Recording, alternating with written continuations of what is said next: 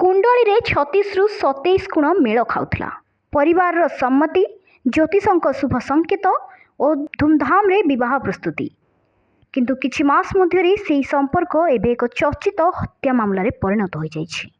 ଜାନୁଆରୀ 2026ରେ କୁଣ୍ଡଳୀ ମେଳ ପରେ କେତନ ଅଗ୍ରୱାଲ ଓ ସିଆ ଗୋଏଲଙ୍କ ବିବାହ ସ୍ଥିର ହୋଇଥିଲା। ଫେବୃଆରୀରେ ପୁନେର ଏକ ହୋଟେଲରେ ଉଭୟଙ୍କ ନିର୍ବନ୍ଧ ମଧ୍ୟ ସମ୍ପନ୍ନ ହୋଇଥିଲା। ତେବେ ପୋଲିସର ତଦନ୍ତ ଅନୁଯାୟୀ ନିର୍ବନ୍ଧ ପରେ ପରିସ୍ଥିତି ବଦଳିବା ଆରମ୍ଭ ହୋଇଥିଲା। ଚେତନ ଚୌଧୁରୀ ପୁଣି ଥରେ ସିଆଙ୍କ ଜୀବନରେ ପ୍ରବେଶ କରିବା ପରେ ଘଟଣାକ୍ରମ ବଦଳିଥିବାର ଅଭିଯୋଗ ରହିଛି। ପୋଲିସର ଦାବି, ଏହି ସମୟରେ ହତ୍ୟା ଷଡ଼ଯନ୍ତ୍ର ରଚାଯାଇଥିଲା। ତେବେ ଏହି ଅଭିଯୋଗର ସତ୍ୟତା ଏପର୍ଯ୍ୟନ୍ତ ଅଦାଲତରେ ପ୍ରମାଣିତ ହୋଇନାହିଁ। ସିଆଙ୍କ ଭାଇ ସାହିଲ ଗୋଏଲଙ୍କ କହିବା ଅନୁଯାୟୀ ସିଆ ଓ ଚେତନ ପୂର୍ବରୁ ପରସ୍ପରକୁ ଜାଣିଥିଲେ।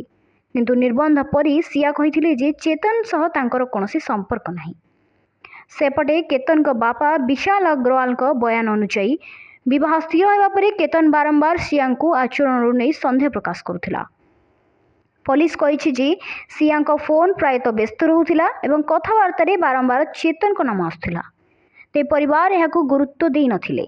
ଜୁନ୍ 6ରେ ବାଲି ଟ୍ରିପ୍ ବାତିଲ ହେବା ପରେ ମଧ୍ୟ କେତନ ସିଆଙ୍କ ବ୍ୟବହାରକୁ ନେଇ ଅସନ୍ତୋଷ ପ୍ରକାଶ କରିଥିବା ପୋଲିସ କହିଛି। ପରିବାର ଏହାକୁ ସାଧାରଣ ମତଭେଦ ବୋଲି ସମ୍ପର୍କ ଜାରି ରଖିବାକୁ ପରାମର୍ଶ ଦେଇଥିଲେ। ଏହାଛଡ଼ା ଜୁନ୍ 14ରେ ଲୋହାଗଡ଼ ଦୁର୍ଗରେ କେତନ ଏକ ଘାଟିରେ ପଡ଼ି ଅଳ୍ପକେ ବର୍ତ୍ତି ଯାଇଥିବାର ଘଟଣା ମଧ୍ୟ ତଦନ୍ତର ପରିସରରେ ରହିଛି। ପୋଲିସ ଏହି ଘଟଣାର ସମସ୍ତ ଦିଗକୁ ଖଇତାନ କରୁଛି।